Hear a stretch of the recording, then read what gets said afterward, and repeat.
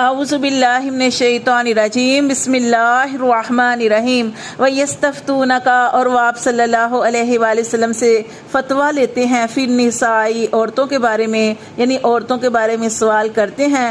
قُلِ اللَّهُ، کہہ دیجئے کہ اللہ یفتیکم، تمہیں فتویٰ دیتا ہے، فیہن، ان عورتوں کے بارے میں، وما یتلی علیکم، اور جو تم پر پڑھا گیا، فی الکتاب، کتاب میں یعنی قرآن مجید کے اندر، فی یتامی النساء اللاتی، ان یتیم عورتوں کے بارے میں، وہ عورتیں کہ وہ جو لا توتونہن، کہ تم ان کو نہیں دیتے، ما کتب لہن، جو اللہ نے ان کے لیے فرض کیا۔ اور کیا فرض کیا تھا اللہ نے؟ سب کے لیے، ساری عورتوں کے لیے جیسے ہی نکاح ہوتا ہے تو کیا اللہ نے فرض کیا؟